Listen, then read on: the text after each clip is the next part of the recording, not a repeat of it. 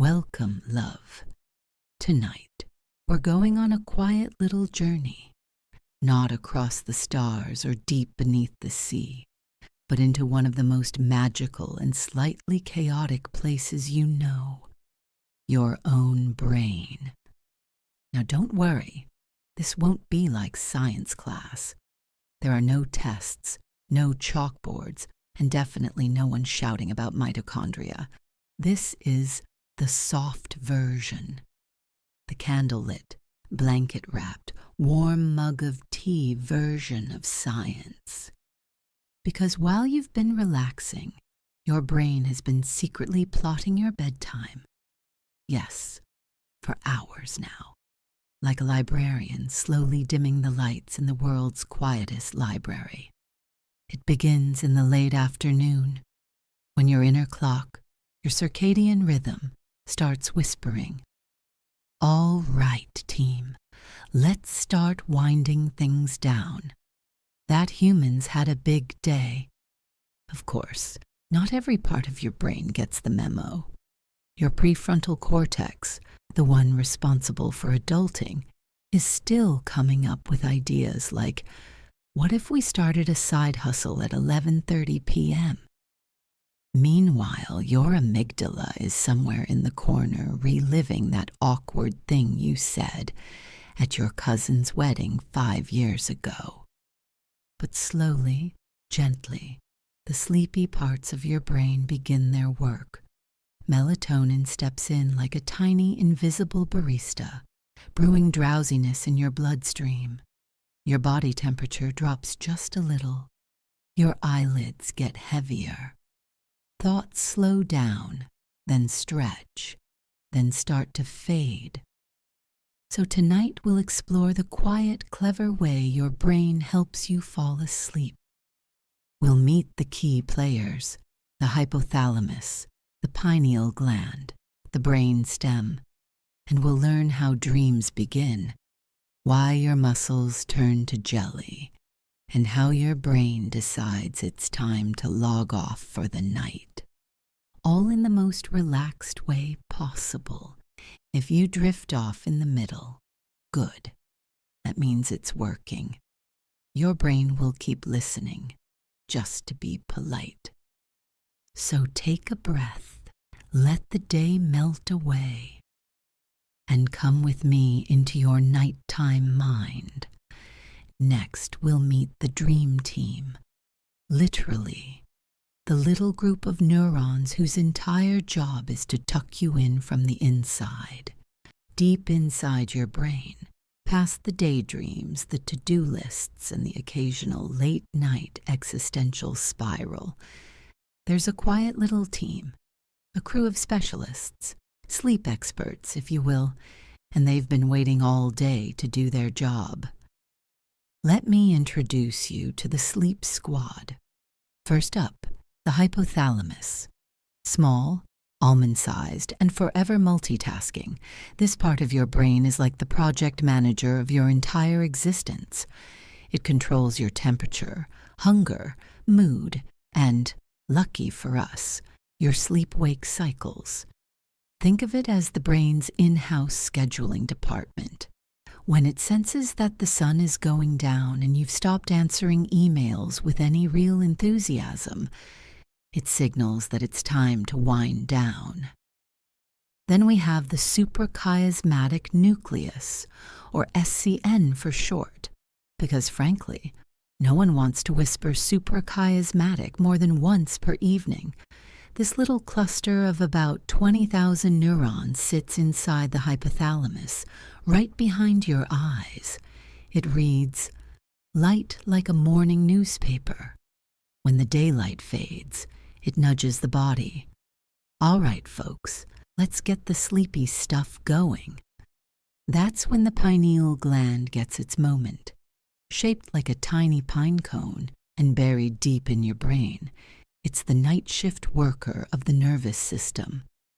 The moment it senses darkness and gets the nod from the SCN, it starts producing melatonin. Melatonin is your body's natural sleep hormone. But don't picture it as something dramatic. Melatonin isn't a bouncer that knocks you out. It's more like a gentle lighting technician, slowly dimming the stage until you can't keep your eyes open. Then there's the brainstem, quietly doing its thing at the base of your skull. This part of your brain is ancient. It's been around since before brains were even cool. The brainstem controls automatic functions like breathing, heartbeat, and blood pressure. But at night, it also starts dialing down alertness. It's the one who says, "Okay, we can stop checking the shadows for saber-toothed tigers now. We live in an apartment." And finally, there's the thalamus. By day, it's your brain's main switchboard, relaying sensory information. Everything you see, hear, and feel passes through it. But when sleep comes knocking, the thalamus begins to close its gates. It stops forwarding most incoming messages from the outside world, unless it's really important, like your name being whispered or the sound of the cat throwing up. Those still get through. Everything else, silenced for your dream-time pleasure. Together, this team, hypothalamus, SCN, pineal gland, brainstem, and thalamus, work in gentle harmony. They begin the process of easing you out of the waking world and into the soft, foggy world of sleep. It's an elegant dance, a well-rehearsed ballet. And on most nights, you don't even realize it's happening. By the time you start wondering if you left the oven on, your brain has already begun slowing your breathing, cooling your core temperature, and quietly lowering the lights in your mental theater. All you have to do is let it happen. And now that you've met the team, it's time to see them in action. In the next chapter, we'll follow the flow of melatonin and the rhythm of light and darkness, and see how your brain knows when it's time to call it a night. Ready? Now that we've met your brain's sleepy support staff, let's talk about the secret signal that gets everything rolling, your circadian rhythm. Sounds fancy, right? But really, it's just your body's internal 24-hour clock, the one quietly ticking inside you, even when you forget what day it is. This rhythm is what helps you feel alert in the morning and drowsy at night. It keeps time without a watch, gently nudging you toward breakfast, reminding you when to blink at the sun, and finally whispering, "Hey, it's bedtime." And one of its favorite tools? Light.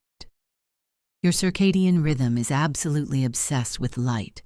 It watches how much you get, how bright it is, and when it fades.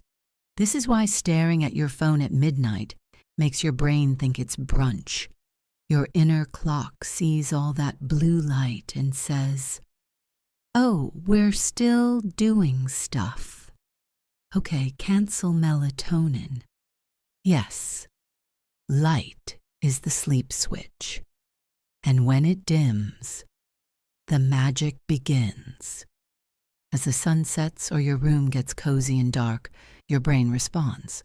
Specifically, your suprachiasmatic nucleus. Remember our little SCN friend? Sees the darkness and alerts the pineal gland. And the pineal gland, that loyal little pine cone, starts producing melatonin. Ah yes, melatonin, the star of every sleep supplement commercial ever. But despite the marketing hype, your body already makes it, for free. You don't need a subscription, just darkness. Melatonin isn't a sedative. It won't knock you out. It's more like a soft-spoken librarian slowly dimming the reading lamps.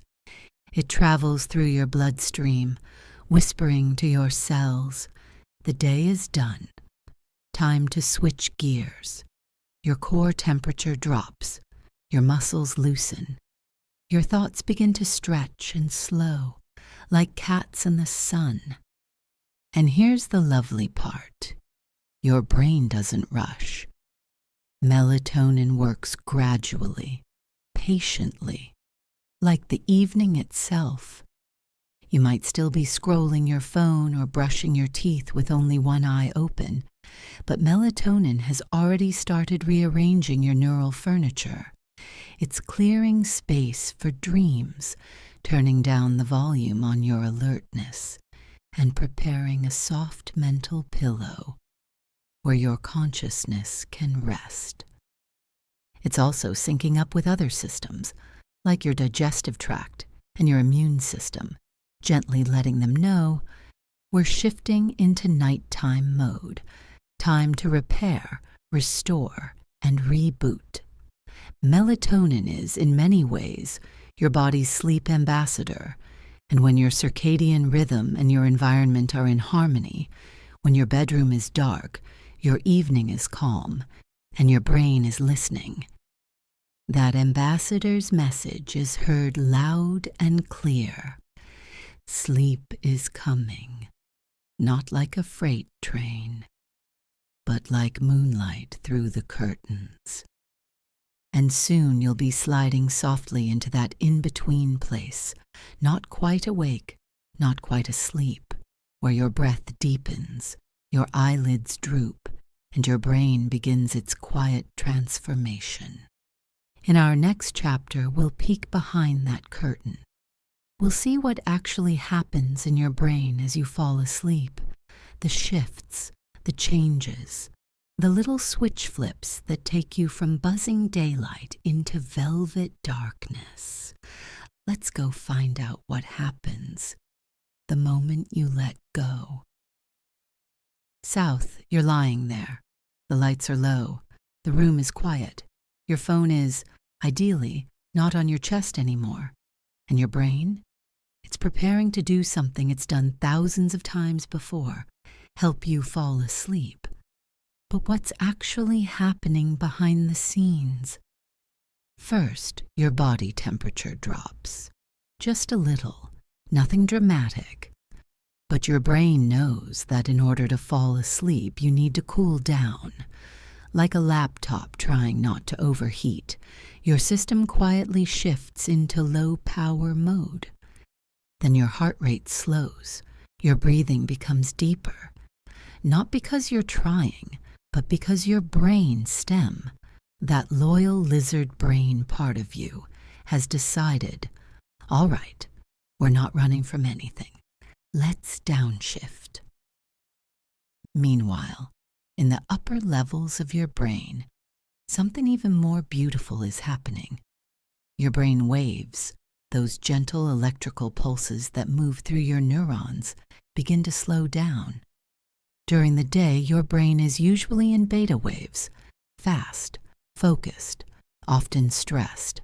But as you wind down, those shift into alpha waves, associated with calm, creativity, and that dreamy pre-sleep fuzziness.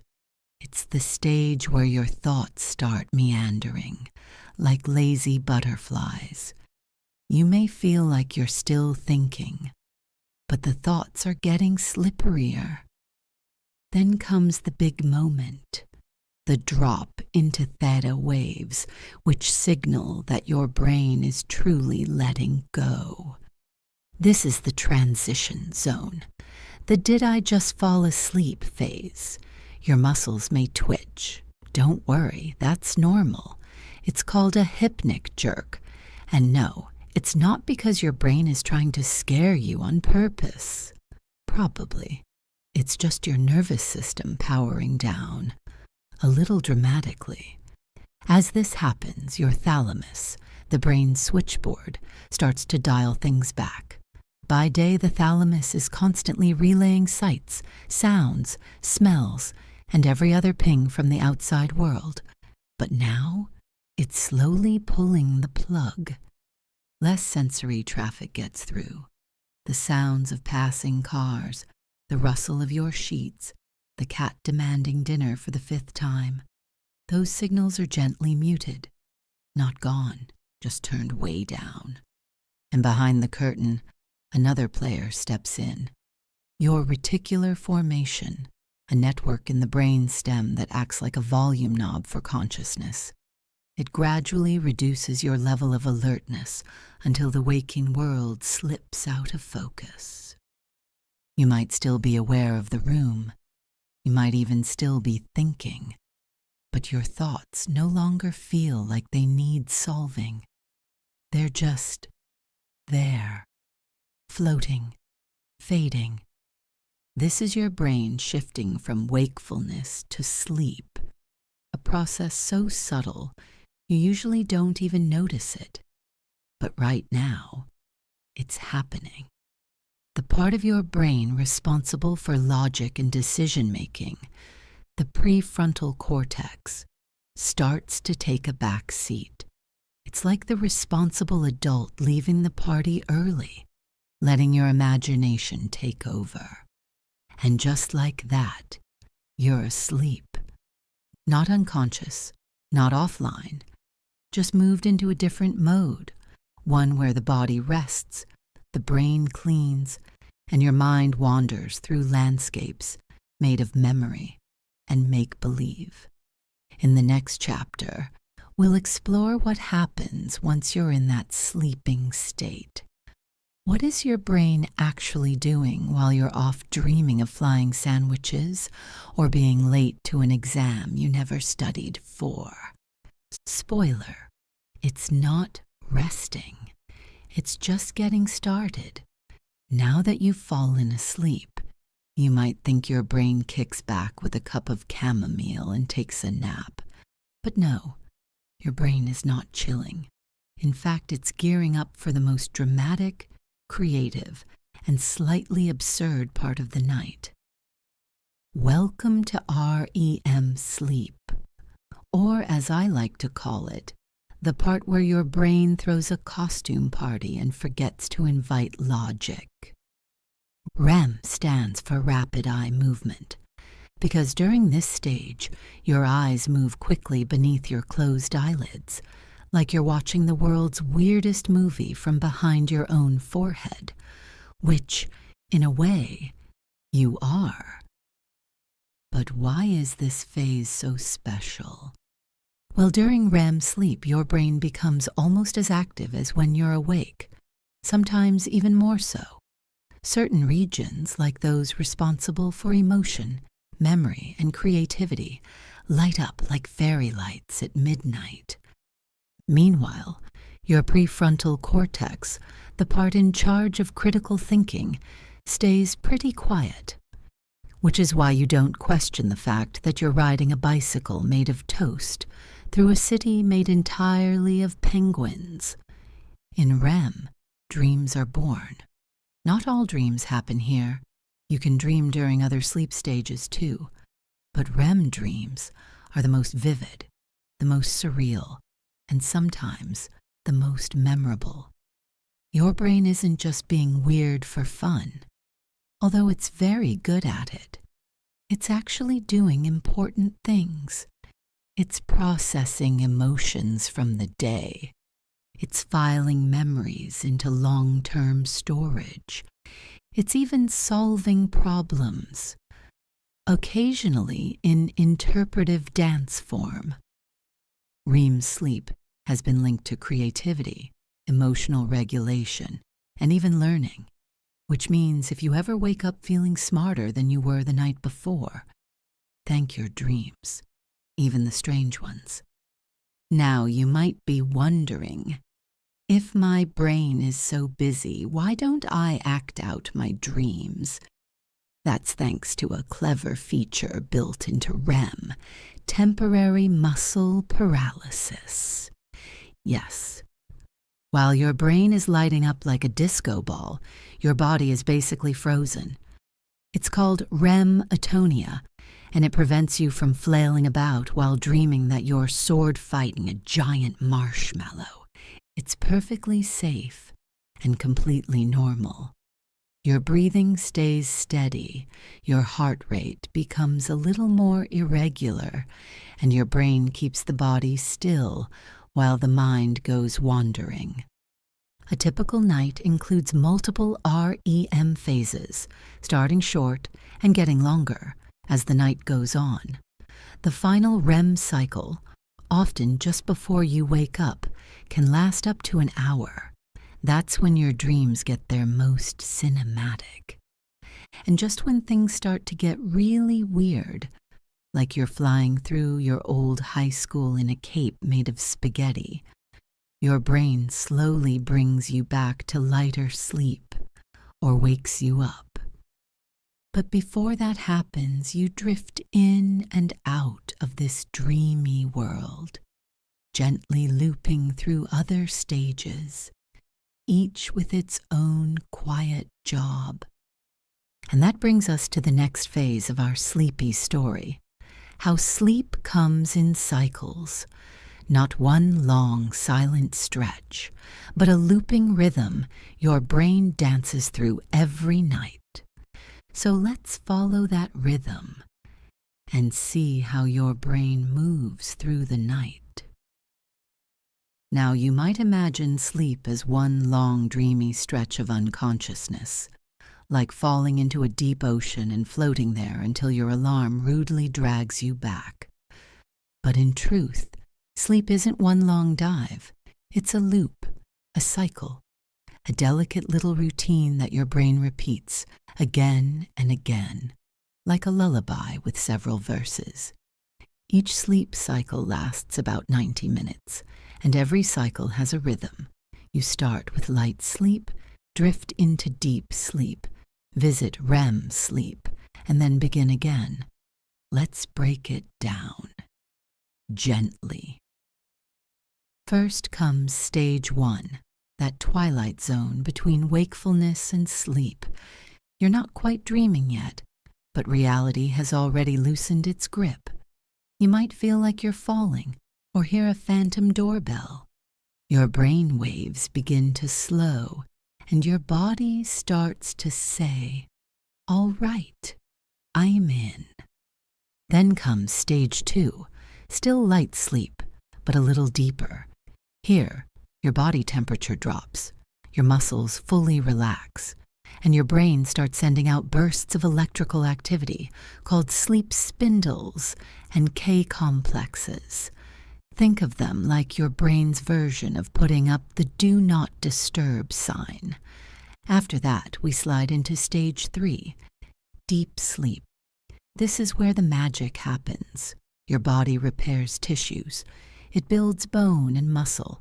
It strengthens your immune system.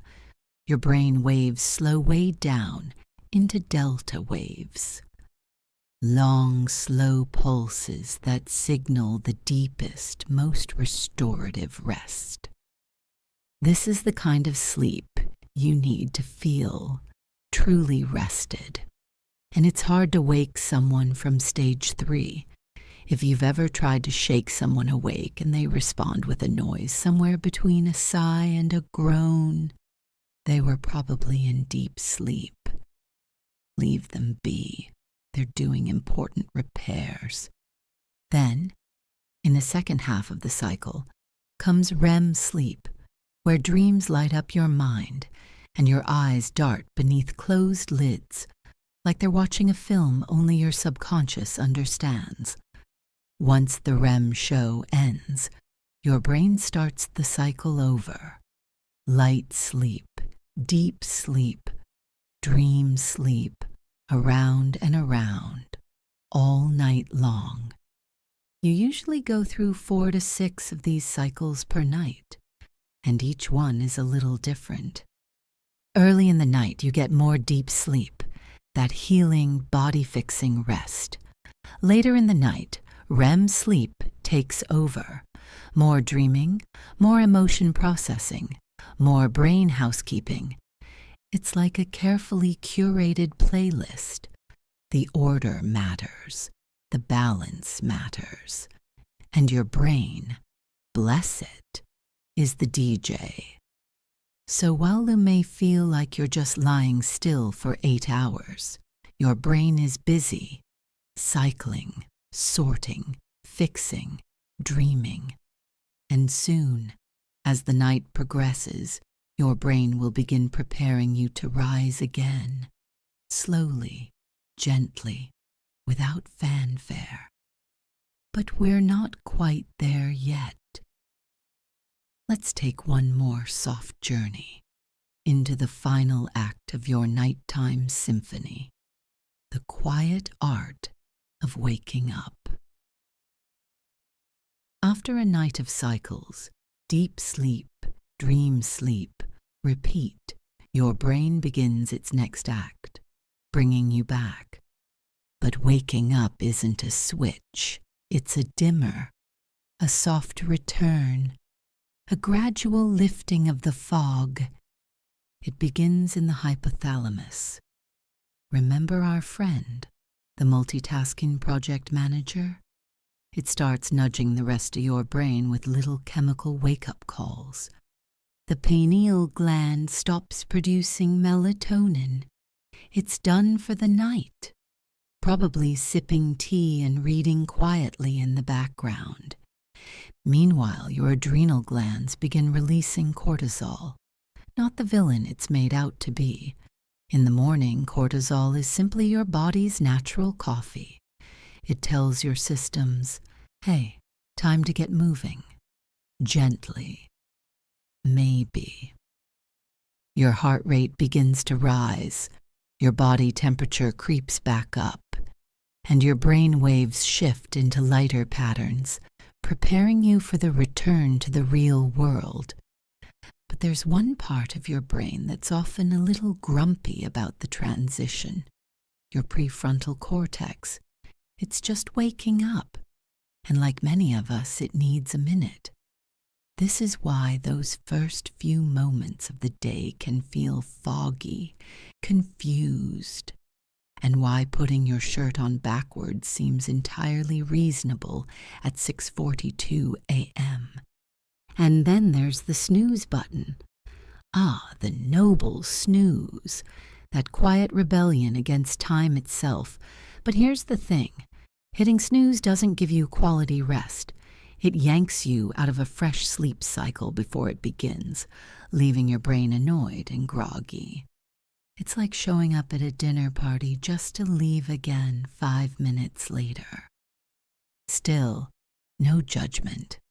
Your brain understands.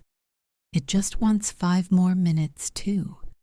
Eventually, whether it's sunlight, a chirping bird, or your alarm playing that same song you now hate, you rise, and your brain, having quietly managed your night, hands you the keys to consciousness once more. Welcome back. But before we end our dreamy little adventure, there's one more thing your brain would like you to know. Something soft, reassuring, and full of sleepy science. Let's close this story with a final whisper. Your brain never sleeps, but it knows how to help you rest. So now you know. Every night, while the world quiets and your eyes grow heavy, your brain is still very much awake, not busy in the stressful, overthinking kind of way, but busy in the most tender, thoughtful sense. It tracks the light. It lowers your heartbeat. It plays lullabies on your neurons. It guides you through waves of sleep, gently alternating between stillness and dreams, healing and remembering. And all the while, it never asks for thanks. You don't have to tell it when to begin. You don't need to remind it how sleep works. It just knows.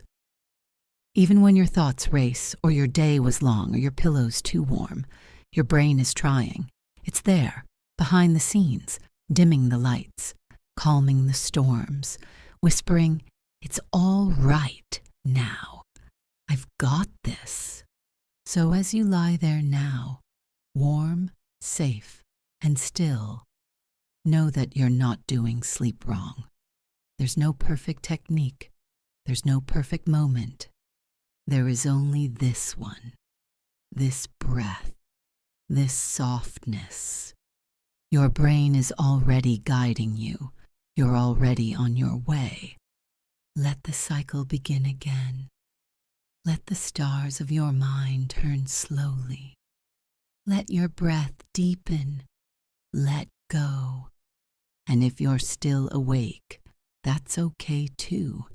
You've just spent the last half hour befriending your own biology. And that, love, is more than enough. Sleep is coming. Your brain is ready. You can rest now. Good night.